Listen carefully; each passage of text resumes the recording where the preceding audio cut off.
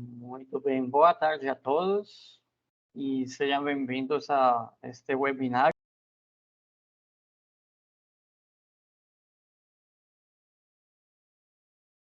Sebastián Toquica Arenas. Juan Sebastián fez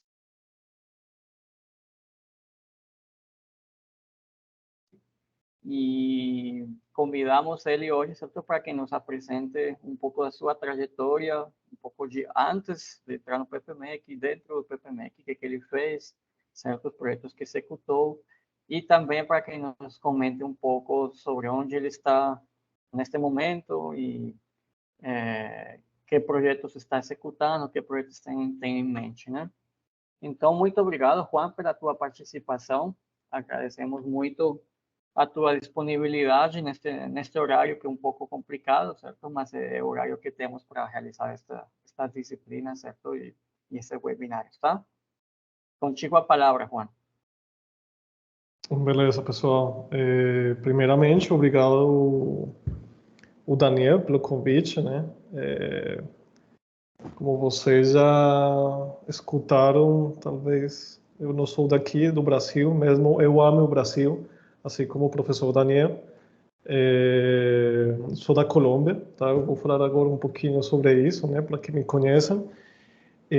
Salvo engano, a gente tem 40 minutos, né? Só que aí imagino que são 30 minutos da apresentação, talvez, e se tiver alguma pergunta, contribuição, né? Eu imagino que todos nós estamos prestes, né, a almoçar, então, o horário que a gente tem, como falou o Daniel, então, bora lá. Alguma pergunta antes de iniciar? Talvez tenha alguns colegas aqui que me conheçam, que tenham escutado falar de mim, mas se não, a gente vai tentar contextualizar vocês quem sou eu e onde eu estou atualmente. Beleza? Pessoal, então de novo, né? Meu nome é o Juan Sebastián Toquica Arenas, né? Eu sou da Colômbia e eu coloquei esse título aí para que nós consigamos entender um pouco da onde eu vim, o que eu fiz, tá bom? Bora lá.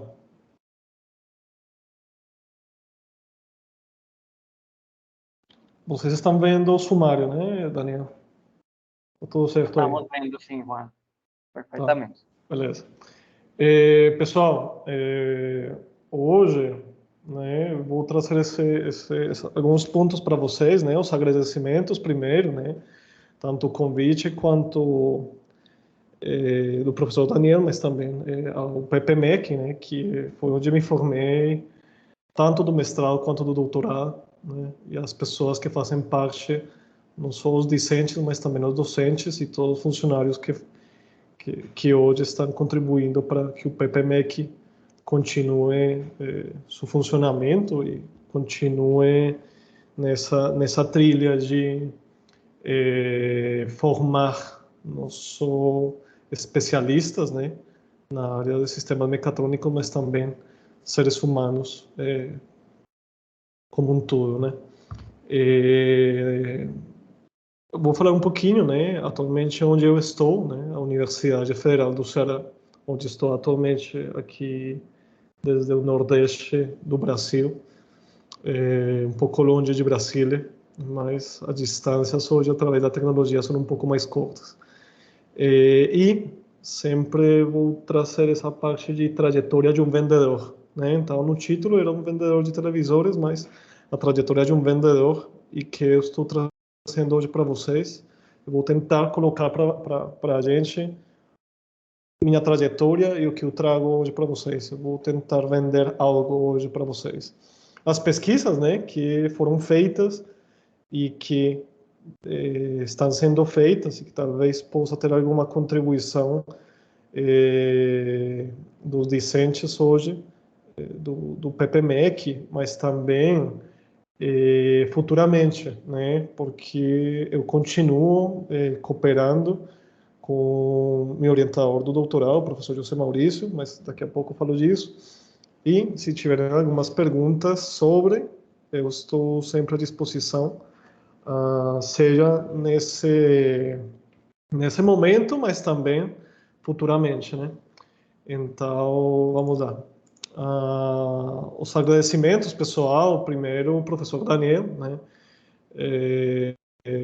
Pelo convite, tá? ao grupo de automação e controle, o GRACO, especialmente o Labrovis, né? Que é o laboratório do professor José Maurício. Né? Eu espero que esse seja o início, né? de uma parceria entre a Universidade Federal do Ceará e o PPMEC, né? A ideia é, além de minha apresentação nesses webinários, né, que já tiveram vários professores, incluindo o professor José Maurício, o professor Alberto e outros professores, né, o professor Carlos Llanos, o professor Daniel também, imagino que vai continuar, mas é uma porta aberta para a gente ter essa parceria. Então, sem mais delongas, pessoal, eu vou apresentar um pouco onde é que estou, né? Porque estou vindo hoje aqui, tá? Eu estou atualmente, pessoal, como já mencionei, na Universidade Federal do Ceará, através do Ministério da Educação, né? Tem vários campos, né? Em Fortaleza, que é a capital do Ceará, mas também tem outros campos, né, em cidades do interior. Então, se a gente vai fazer uma analogia da UNB como se fosse Gama Planaltina, né? Então, tem o campus de Gama, onde né, tem alguns cursos. Aqui, no Ceará, a Universidade Federal do Ceará tem vários campos, né? Crateús, Quixadá, Russa, Sobral e onde eu estou atualmente, que Itapajé. Né? Itapajé é uma cidade do interior, fica a 2 horas de carro da capital de Fortaleza, né? Aqui basicamente é serra, tá? Muito bonito, estou gostando bastante, né? Estou ainda me acostumando ao calor, né? E as excelentes praias que tem o Ceará, né? Reconhecido mundialmente, não só pelas praias, mas também pelas pessoas e, no caso, pela relevância que tem na Universidade Federal do Ceará. Faz pouco tempo saiu um estudo que está dentro das 25 melhores universidades da América Latina, se não me engano. Tá? Então, assim como a UNB é referência como universidade federal. Aqui, pessoal, esse é o campus, né? A gente chama de Jardins de Anitta. Por que Jardins de Anitta, pessoal? Anitta, né, foi uma pessoa que, junto com seu esposo, criaram, né, são empresários, basicamente, né? E a ideia da Anitta era que essa propriedade, né, deles, da família, virasse para a filantropia ou para a educação. Hoje, né, através da contribuição do governo federal, da gestão dos diretores aqui, temos o campus de Itapajé, Jardins de Anitta, daí esse nome, tá? Tem bastante flora e fauna, né? Natureza, né? Tem aqui reptis, né? Tartarugas que eles fazem visita no campus, né? Tem a família de raposas, é bem bonito, é bem natural. Eu acho que aqui se encontra um sossego, né? Que é uma cidade capital, né? Às vezes pela correria do dia a dia é difícil de achar, né? Então aqui é bem tranquilo, né? E é um campus pessoal temático, né? Um campus temático. O que quer dizer isso? Aqui no campus a gente tem 3 cursos. É um campus específico para a tecnologia, especificamente para o desenvolvimento de sistemas, segurança da informação e ciência de dados. Nós temos aqui 3 cursos, né? Atualmente, então, eu sou professor nesses 3 cursos, né? E estou junto com alguns outros colegas, focado no curso de análise e desenvolvimento de sistemas, tá? São cursos de 3 anos, né? Basicamente preparando para o mercado de trabalho, ainda mais depois da pandemia, que teve esse boom das tecnologias da informação, né? Então, o campus por si só leva 2 anos, né? E próximo ano vai ter as primeiras turmas formadas, tá? Que vão contribuir de alguma forma com o mercado de trabalho, não só na região, não só no Brasil, mas no mundo, né? Porque hoje, assim como estou eu, como estão vários de vocês, imagino, nas suas casas, tem essa possibilidade de trabalhar de forma remota, ainda mais na área de desenvolvimento, na área da TI, né? Então, isso porque lá em março, né, e hoje continuam crescendo as vagas, né? Porém, a oferta de profissionais especialistas e qualificados tem ainda um gap, né, que a gente está tentando contribuir e que muitas outras faculdades, universidades, né, estão tentando aproveitar também, porque isso é algo que está atualmente. E, basicamente, pessoal, essa foi uma apresentação rápida. Vocês estão me escutando? Ainda estão por aí, né? Sim, sim, Sim, estamos. sim. Tá, não, beleza. Não, tranquilo. É uma apresentação rápida, né, da onde eu estou, né, Universidade Federal do Ceará, campus Itapajé, e o que o que fazemos aqui no campus, né? Atualmente eu me encontro aqui no campus, né? Já fechando o semestre fecha aqui na UFC próxima semana, né? Um pouco diferente da UNB, mas entra no recesso, né? Então, por que a trajetória de um vendedor, né? Lá coloquei um vendedor de, só que agora vou tentar trazer para vocês e vender algo, né? Que no final da apresentação espero que nós, me incluindo, tenhamos algo diferente de como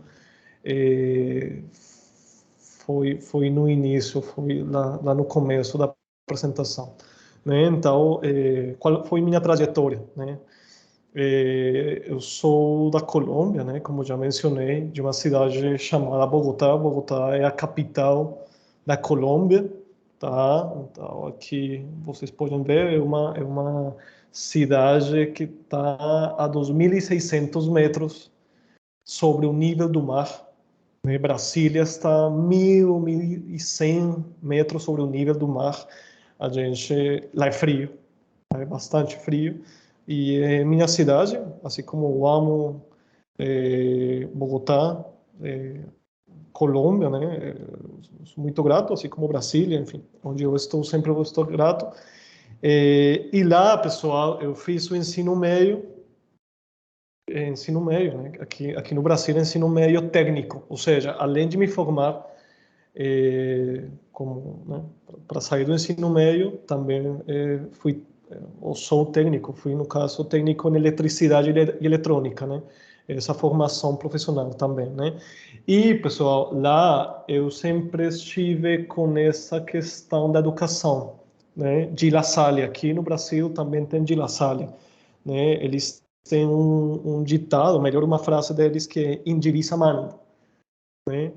Unido permanece, né? Então, desde aí, já os irmãos de La Salle, né, que é uma comunidade cristã, né, baseada em São João Bautista de La Salle, um francês que ele criou as escolas cristãs, né, e a educação. Então, desde essa época, desde que eu tinha mais ou menos 12, 13, 14 anos, eles colocaram na cabeça a importância da educação na gente, né? Então, desde aí inicia essa trajetória, tá? Desde o ensino médio lá em Bogotá, nesse colégio, né? Nessa escola. E posteriormente, pessoal, lá foi uma escola para alunos de baixa renda, né? E por conta do vestibular, né? Eu peguei uma bolsa, tá? Uma bolsa para estudar na Universidade de La Salle, né? Então, além de ter escolas, tem também a Universidade de La Salle.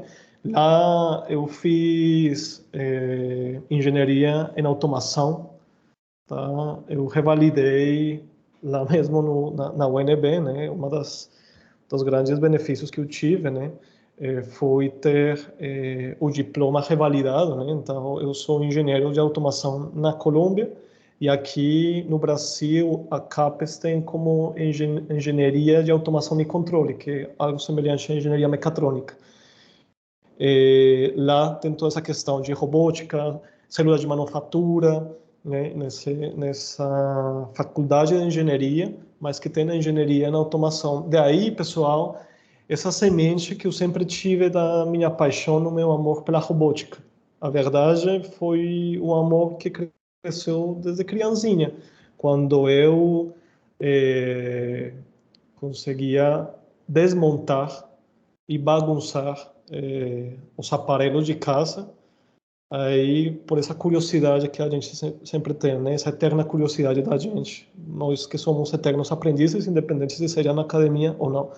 Então depois daí, pessoal, mesmo com bolsa, eu já estava pegando o estágio no que aqui a gente pode conhecer como Ministério da Ciência e da Tecnologia e Inovação. Lá na Colômbia, hoje se conhece como Ministério de Ciência, Ministério de Ciência e Tecnologia, MinCiências. Lá eu iniciei estagiando, né, nos últimos semestres, né, sempre trabalhei. E lá fiquei quase 4 anos na parte de gestão de projetos de TI. Desde aí, além da robótica, teve essa componente de TI, das tecnologias da informação, né? Depois, eu estive numa consultora de projetos chamada Acor Inovação, e daí, pessoal, eu considero que nós sempre temos mentores profissionais, mentores da vida, mentores familiares, nossos padres, né?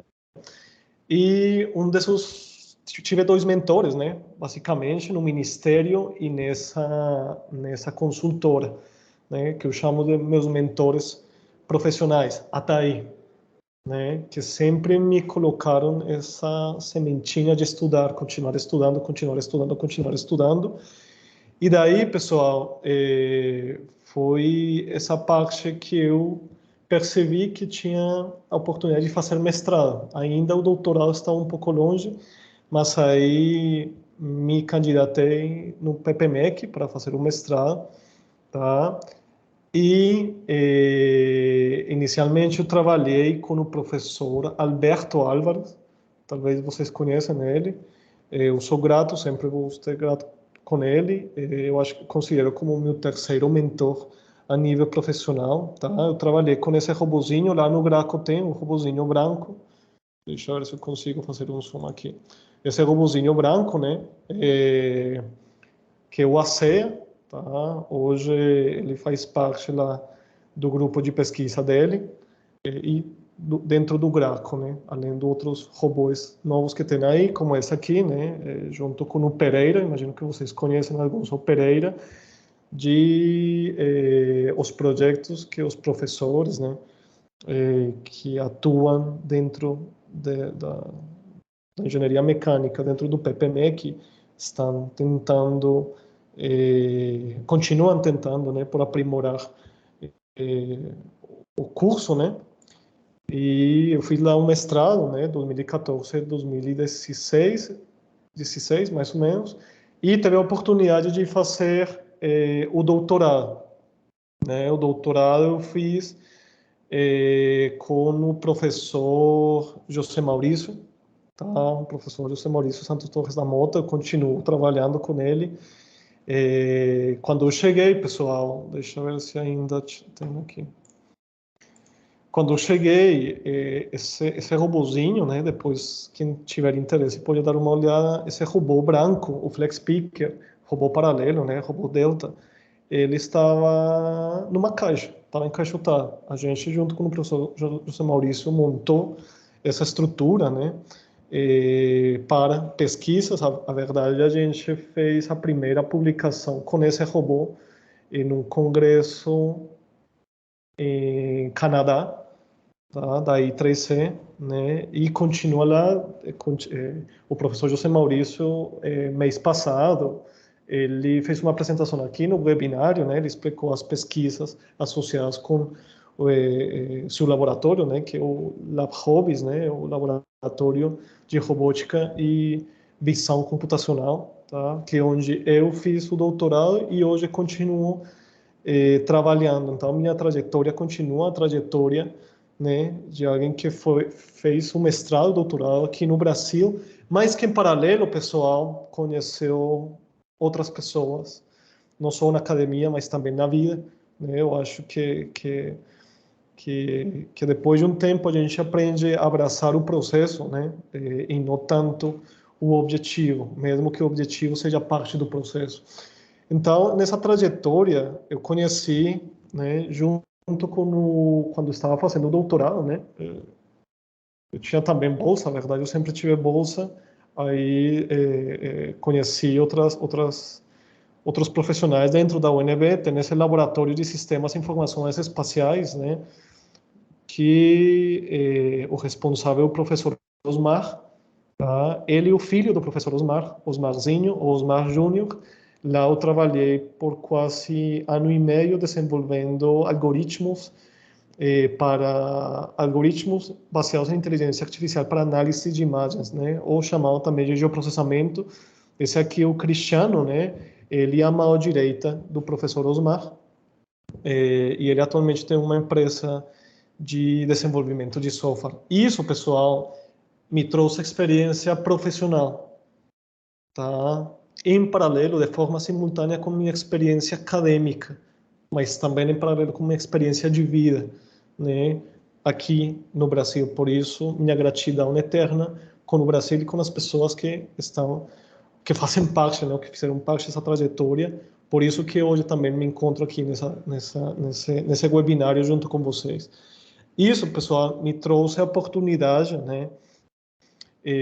Na pandemia, né, que impactou todos nós de forma, eu acho que a nível profissional, a nível mental, a nível pessoal, para trabalhar nessa empresa de geoprocessamento, né? É uma empresa fundada por 4 profissionais do INPE, Instituto Nacional de Pesquisa Espacial, tá? E hoje eles são um braço da Serasa Experian, né? A Serasa Experian comprou uma parte da AgroSatélite, né? Lá em desenvolvimento, praticamente trabalhei como desenvolvedor, enquanto estava terminando meu doutorado, né? Porque a bolsa meio que acabou, tá? Eu tive que pedir prorrogação, enfim.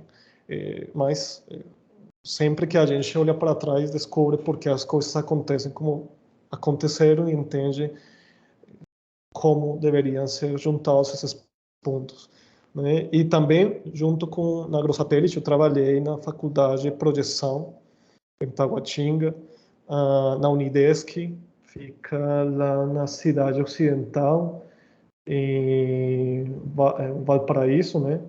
Goiás, né? Junto com outros profissionais, eu conheci profissionais que até hoje eu continuo falando, né? Também trabalhei nessa faculdade Unileia, que são cursos profissionais, né? Onde são cursos EAD, né? Mas, enfim, isso me trouxe experiência, de novo, além da experiência de vida, experiência profissional, mas o mais importante foi vincular as pessoas, né?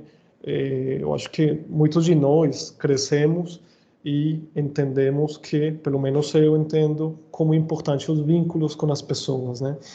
E hoje, pessoal, então, continua a minha trajetória. Esse aqui é Itapajé, né? Deixa eu fazer um zoom. É Itapajé, desde uma das trilhas que tem aqui na Serra, chamada a Pedra da Caveira, né? Essa foi uma foto que eu tirei de Itapajé, né? É uma cidade que tem bastante coisa por ser descoberta ainda. E esses são alguns dos colegas, né? Esse sou eu, tá? Professor gringo na UFC. Eu acho que sou o único professor brasileiro naturalizado aqui. A gente faz parte junto com esse professor, que é o professor Ítalo, que é coordenador do curso de análise e desenvolvimento de sistemas, né? A professora Lisângela, uma pesquisadora muito boa na área de estatística, trabalha com a Fiocruz. Ontem mesmo a gente teve um seminário dela, e o professor Leonardo. O professor Leonardo é um especialista na parte de física quântica, né? Então, junto com outros, né? Depois vocês podem dar uma olhada, né? Campus de Itapajé, no Instagram, nas fotos, e para que vocês deem uma olhada geral no que a gente faz aqui. Essa foi minha trajetória, a trajetória de alguém que está vendendo para vocês algo e que eu espero que vocês comprem, porque é gratuito, né? Por isso o convite, por isso hoje eu estou aqui, tá? E vem nas pesquisas, né? Eu acho que já entrar no miolho da situação, quem queira me procurar lá, além de estar no Google Scholar, também estou no ResearchGate, né? Vinculado com o professor José Maurício, vinculado com o grupo, com o Graco, né? Com outros colegas do laboratório, né? Atualmente eu acho que está o Gilberto lá no Hobbies, está a Patrícia, a Marlete, enfim, orientando do professor José Maurício. Algumas publicações, né? São poucas ainda, mas estamos trabalhando nisso, né? E hoje eu acho que eu vou apresentar quais são minhas pesquisas, né? Desse vendedor, ou deste vendedor. Pessoal, porque meu amor pela robótica desde sempre, e eu acho que a vida me trouxe para o Brasil para cultivar e manter e progredir, para que né, as futuras pessoas profissionais continuem não só construindo pesquisa na robótica, mas também para o benefício da humanidade, que eu acho que é o mais importante. Pessoal, tem o International Federation of Robotics, tem vários estudos sobre a robótica. Em 2000, antes da pandemia, o 80% dos robôs industriais estava na área automotiva, né? Daí a importância da robótica industrial e das pesquisas associadas à robótica industrial, né? E tem um cenário, né, que eu estou trabalhando atualmente e que eu gostaria de acrescentar, chamado, né, na literatura de inteligência robótica, né? Inteligência robótica. A robótica é muito ampla, né? Então tem robôs para diminuir o consumo de energia, né? Outro tipo de robôs que vão facilitar a vida do dia a dia de nós, né? E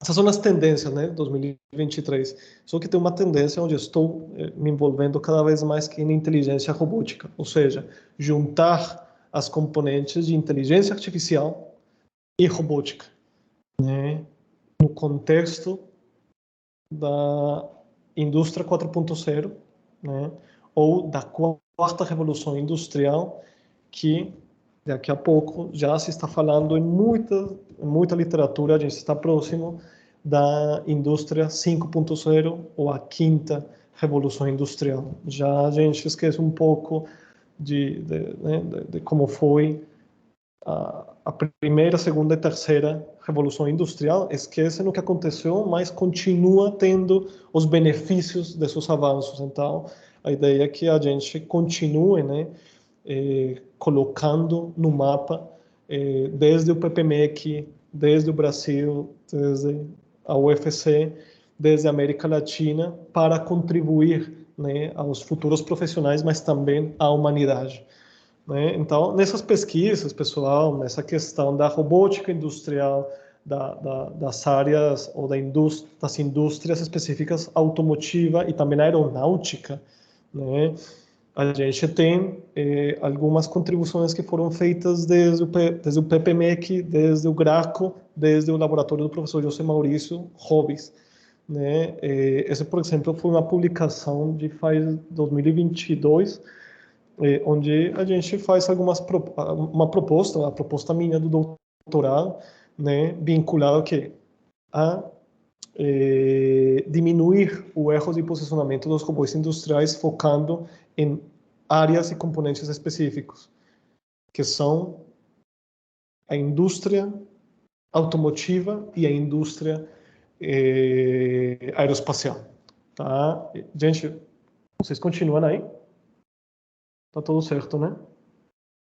Sim, estamos ouvindo. Sim. Tá.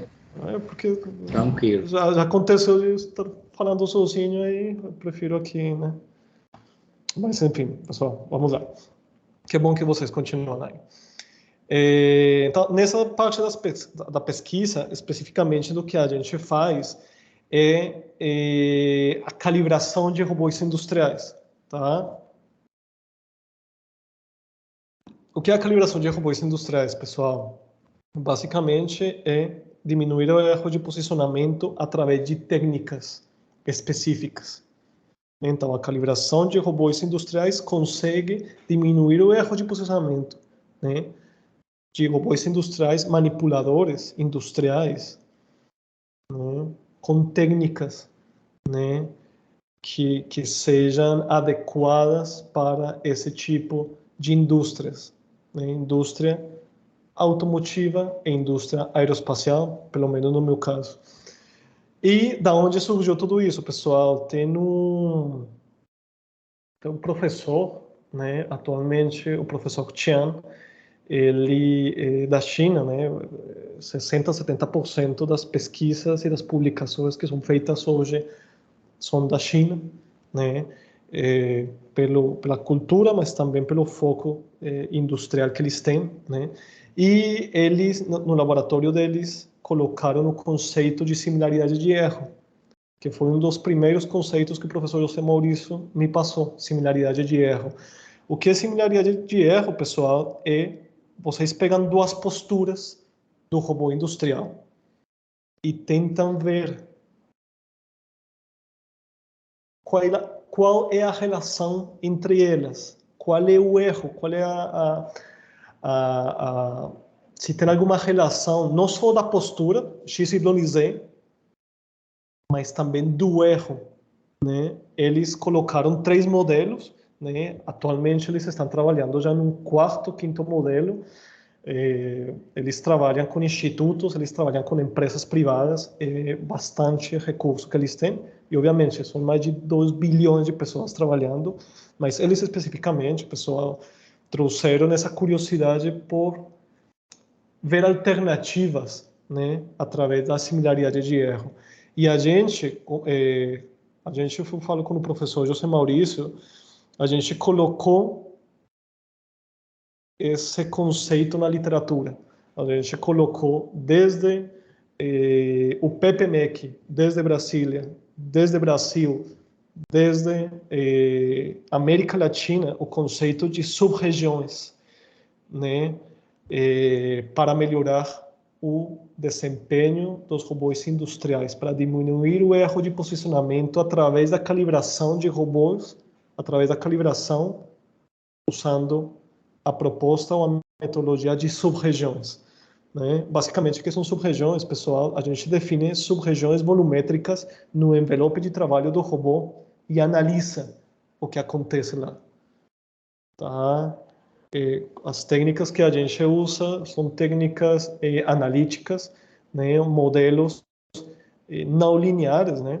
E usando também algoritmos dos mínimos quadrados, especificamente Levenberg-Marquardt, mas já hoje, na China, eles estão trabalhando com otimização, né? O professor Daniel, me corrija se estou falando algo errado, Daniel, já trabalham com algoritmos evolutivos, como PSO, Swarm Optimization, né, todo associado com enxames, né, enxames e toda essa parte que o Daniel trabalha, que o professor Janos também trabalha no laboratório específico, né, para evitar tem alguns problemas, né, nesses algoritmos baseados em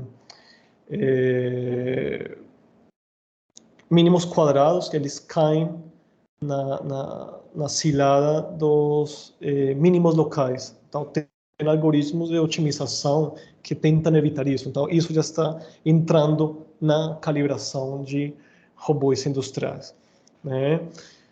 E inicialmente foi feita uma simulação, né? Então, essa publicação foi uma simulação, porém, tem também experimentos práticos, né?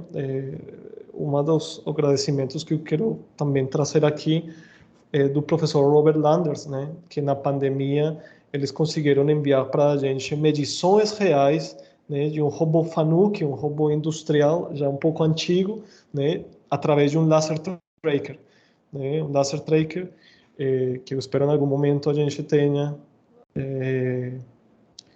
lá no laboratório, né, para testar esses métodos alternativos para a calibração de robôs industriais. E com esse dataset, com essa informação, a gente conseguiu validar a técnica, melhor, a proposta de sub-regiões, né, que é o ponto-chave do meu doutorado que a gente continua trabalhando, né. Agora sim, né? Quais são as pesquisas futuras deste vendedor ou de um vendedor, né? Primeiro, né? Análise da presença de vários mínimos locais nos algoritmos de mínimos quadrados, que mencionei para vocês. Algoritmos de mínimos quadrados são vários, especificamente em calibração de robôs industriais. A gente trabalha com o algoritmo Lemaitre-Marquardt, tá? Então, de aí e como a gente consegue diminuir e aprimorar esse tipo de algoritmos para não cair nesses mínimos locais, né? E tentar, né, usar, seja algoritmos de otimização, que já estão sendo usados, ou baseados em técnicas de machine learning, né, que hoje se chama de métodos híbridos, né? Ou seja, tentar juntar os métodos de mínimos quadrados com os métodos de otimização junto com a parte de inteligência artificial para diminuir erros residuais que não foram concebidos ou que não foram tratados, né? Isso está sendo feito. E também na geração de informação sintética, né? Baseado já em medições reais. Hoje, atualmente, já estão disponíveis lá no GitHub, né? Pesquisadores que colocam as medições para que outros pesquisadores que não conseguem ter os robôs ou sensores possam trabalhar, possam brincar, entre aspas, com isso. A ideia é gerar informação sintética e disponibilizar para qualquer pessoa consiga trabalhar com isso, né? Seja aqui no Ceará, mas também aí no PPMEC, né? E são pesquisas, pessoal, que a gente tem com o professor José Maurício, por eu ainda ser parte pesquisador do Graco. Aliás, ele me fez um convite, né, para estar no laboratório, né? Talvez nos próximos dias eu esteja aí. Vamos ver, né? E uso de hardware embarcado, né? Aí o professor Daniel, ele é especialista nessa área, né? O grupo do professor Carlos Llanos são especialistas nessa parte de sistemas embarcados. Por quê? Porque já se tem, né, sistemas embarcados que vão ser usados como alternativa aos controladores originais dos robôs. Para quê? Para colocar esses métodos de calibração de robôs industriais. É algo que já está sendo feito, mas que ainda tem bastante caminho por ser, vamos falar, que tratado, né? Então, basicamente é isso, pessoal. Tem algumas coisas que vão surgindo, né? E também eu quero trazer, junto com essas pesquisas, né? Com essa trajetória deste vendedor, né? Eu conheci pessoas, né? Vários de vocês, junto com o professor Daniel, mas também tem o professor Gílio, que ele faz parte, eu espero que ainda faça parte do PPMEC, né? A gente publicou junto com ele nessa revista, uma revista bem conceituada. Hoje, pelo novo Qualis, basicamente todas as engenharias têm algum componente específico nesse JCR, né? nesse jeito de avaliar do Qualis, né? Que é o JCR. A ideia é continuar com essas publicações. E por que isso aqui, pessoal? Porque está associado com a componente de inteligência robótica, né? Que vai misturar a parte software, inteligência artificial e a parte hardware, no meu caso, robótica, né? Então, pessoal, o que eu estou tentando, o que eu quis trazer para vocês, pessoal, não só a trajetória minha, de um vendedor de televisores, né? A trajetória que vocês podem ter, que vocês estão trilhando, né? Eu sou mais um exemplo do que a educação traz para a gente, né?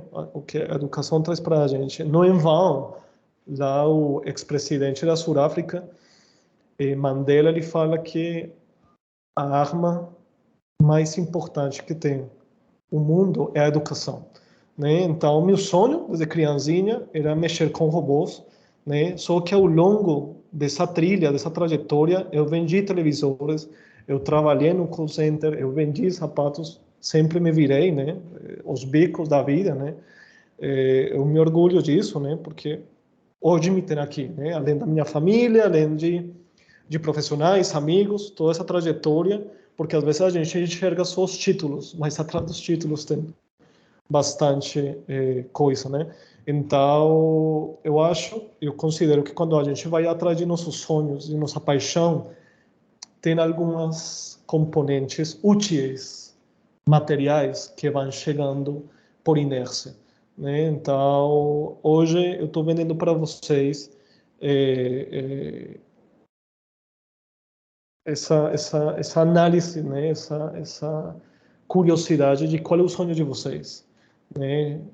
Se perguntem qual é o sonho de vocês, que vocês estão trilhando, imagino já estão matriculados no mestrado, no doutorado, e essa trilha, mesmo que hoje vocês não entendam, podem olhar para trás e perceber que se vocês juntam os pontos, tudo tem sentido, tá? Sempre, obviamente, valorando essa questão das pessoas, não só a parte profissional, a gente que mexe com robôs, que mexe com computador, a gente às vezes perde essa noção do ser humano, mas como falou o Paulo Freire, a gente tem tanto a componente tecnológica quanto a componente humana, né? E é isso, pessoal. Além da trajetória de um vendedor de ilusões, né, de sonhos, é a trajetória de um defensor de quê? Da educação, tá? Tem um livro, eu comprei esse livro, né? Para mim é minha Bíblia na robótica, e ele fala sobre Cyrus II, né? Que foi o imperador da antiga Pérsia, tá? E ele fala que sempre vai ter essa componente de quem quer limitar a educação, mas também quer fomentar a educação. Eu acho que a gente faz parte de quem está fomentando a educação. Então, eu me alonguei um pouco, pessoal. Eu acho que bateu aí certinho uns 40, 30 minutos. E, mais uma vez, pessoal, obrigado ao Daniel, obrigado aí ao Pepe Mec, né? Eu acho que eu tenho um carinho e vou sempre torcer e vou continuar fomentando, né? Para que os profissionais atuais que estão se formando, os que já se formaram e os que vêm, possam ter essa oportunidade que eu tive e mais oportunidades. De novo, meu orientador, eu acho que meu quarto mentor profissional e também da vida, o professor José Maurício. E é isso, pessoal. Se tem alguma dúvida, a gente pode ver se ainda dá tempo, aí depende com o Daniel. É isso, pessoal. Obrigado pela sua presença, pelo Brasil, pelo Graco, talvez. É isso, pessoal. Obrigadão. Muito obrigado, Juan, pela tua apresentação, muito boa, muito bonita. Eu, Juan Sebastián, não só como pesquisador, mas também como ser humano, né? E fica patente aqui na tua apresentação, né? Essa qualidade como ser humano. eu acho que temos tempo, sim, para perguntas. Juan, eu vou passar... gostaria de saber se a plateia tem alguma pergunta, algum comentário a fazer. Fiquem à vontade.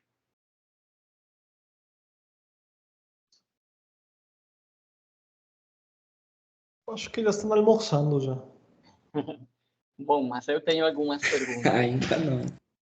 Opa, aí o Gilberto tem um comentário? Alguma pergunta?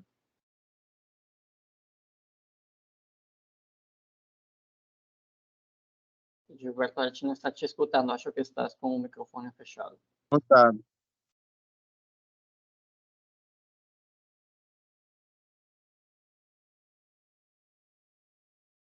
Gilberto?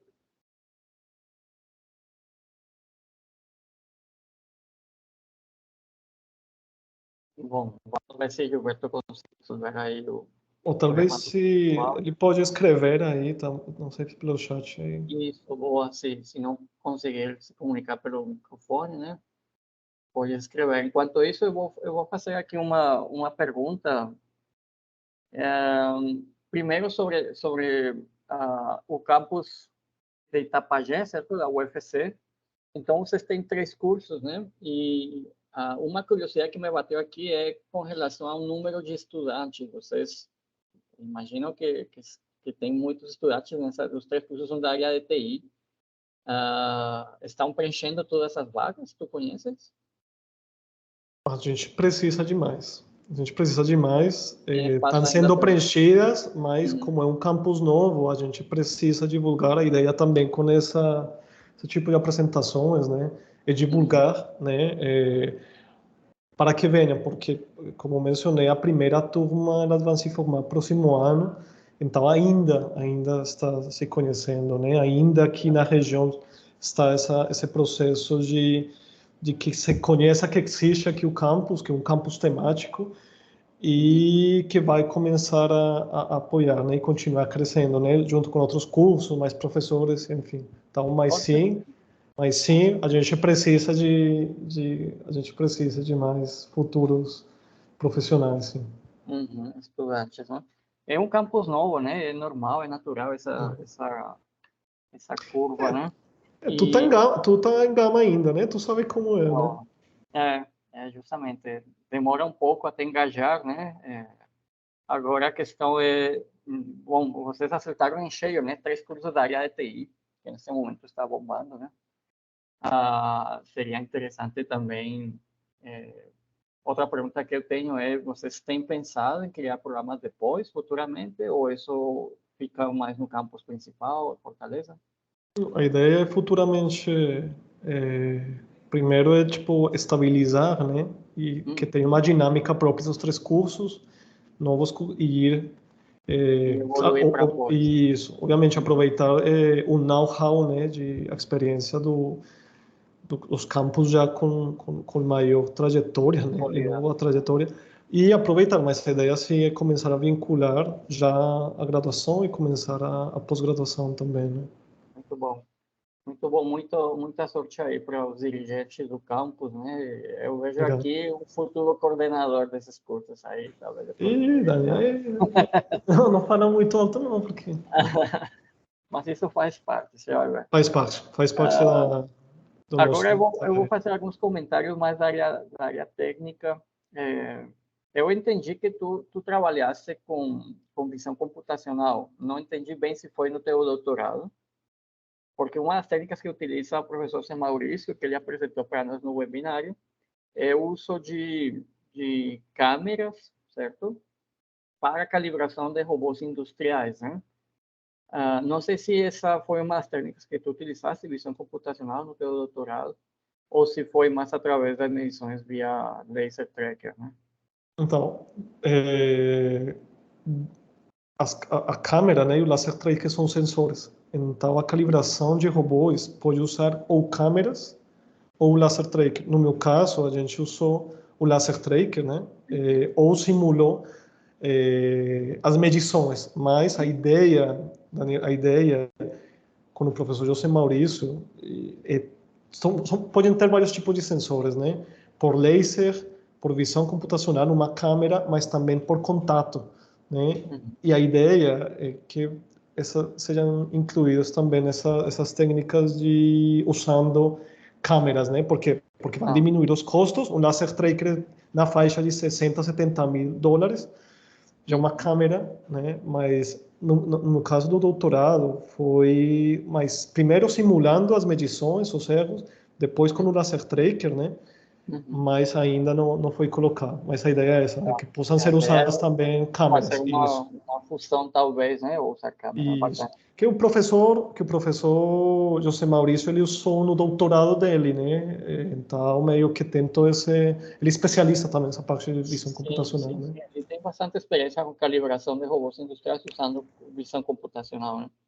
Por isso eu faço a pergunta, né? Como ele tem esse know-how, certo? Há muito tempo atrás, né? Então eu fiz essa pergunta por causa disso. E agora sobre é, IA, inteligência artificial em robótica, isso me chama bastante atenção, né? Inclusive, nesse sentido, nós temos muito a cooperar, certo? O Uhum. laboratório do qual eu participo, junto com outros professores, né? Entre eles o professor Carlos Janos, né? E temos todo um banco de algoritmos, certo? Temos proposto novos algoritmos, inclusive temos soluções desses algoritmos embarcadas, né? Em hardware, como tu mencionaste, justamente porque alguns problemas precisam resolver ou melhor, algumas aplicações precisam resolver problemas de otimização online, né? Imagina um robô e ele precisa se autocalibrar de tempos em tempos, né? E tem que resolver um problema de otimização bem complexo, né? Então não dá para parar o robô, esperar vários minutos para resolver o problema, mas talvez acelerado em hardware seja possível resolver o problema mais rapidamente, né? Então eu vejo aí uma convergência muito forte, certo, entre ambos laboratórios, né? O professor Zé Maurício e o grupo nosso já colaboramos tem muito tempo, já fizemos desenvolveram projetos em conjunto, né? E sempre deu muito certo essa colaboração. Eu vejo aí mais um ponto. Mas, exatamente. E eu sou professor aqui de sistemas embarcados. Então, a ideia é que a gente comece também a ter essa parte, né? Muito bom. Essa parceria, por isso eu falo, eu acho que essa é a porta de entrada para uma. E aqui nós temos interesse em que sejam laços estreitos, né? Uhum. Entre isso, né? Muito bom. Eu vejo, Juan, que é possível, sim, obviamente, que nos ajudes. Continues, obviamente, cooperando com o PPMEC, né? Mas estreitar os laços, tem várias maneiras de estreitar esses laços, né? Como tu falaste, tem o convite para vir aqui e continuar as pesquisas no laboratório, né? Mas outra maneira é através da credenciamento como pesquisador colaborador, né? Ou então que nos ajudes a orientar alunos de mestrado, de doutorado, né? Sempre precisamos de mais braços, né? O PPMEC tem apenas 17 professores, né? Sempre oscilou entre 17 e 18 nos últimos 4 anos, professores permanentes, e temos muitos alunos, então às vezes estamos sobrecarregados e uma das maneiras de aliviar isso é ganhando braços de co-orientadores que Eu podem sei como é contribuir. isso. Estou sentindo Então, já isso agora. Então, é, não, mas eu estou aberto, Daniel. Se eu puder contribuir no PPMEC, eu vou estar sempre aberto não só para essa questão das pesquisas como o professor José Maurício, mas em outras orientações ou co-orientações, estou sempre aberto. Sempre vou legal, estar aberto. essa abertura da tua parte. E então, só gostaria de concluir com a ideia, né, de que usar algoritmos evolucionários, por exemplo, o SWAR Optimization ou técnicas similares, certo? Que é uma das nossas expertises no Graco e no PPMEC, né? Me parece a mim que, mesmo que não seja hardware embarcado, mas a nível de software, dá para validar um conceito, para validar a técnica a nível de simulação, pelo menos, né? Eu acho que um primeiro passo pode ser encaminhado por ali, né? E Bom, agora, futuros artigos, né? Porque não tem muita coisa na área. justo. Sim, é uma área bem promissora pelo que mostraste, né? Então, está na ponta da lança, né? A faca e o queijo ali. Temos o know-how de Exatamente. vocês com robótica e o laboratório pronto, né? E pelo nosso lado, das técnicas de otimização e do hardware embarcado. Então, a faca e o queijo na mão, né? Então, certamente aí virão novas contribuições e as publicações, como você mencionou, vem por inércia. Por Isso imenso. vem porque é uma consequência, né? Eu gostaria de perguntar mais uma vez, então, se alguém tem algum comentário, e se não, então a gente encerra, tá? Estão tímidos hoje, pessoal. Então, Então tá. Então eu vou encerrar. Opa, Douglas. Não, tudo certo. Muito bom o seminário. Obrigado. Obrigado. Então, vamos encerrar, certo? Eu te agradeço mais uma vez, Juan.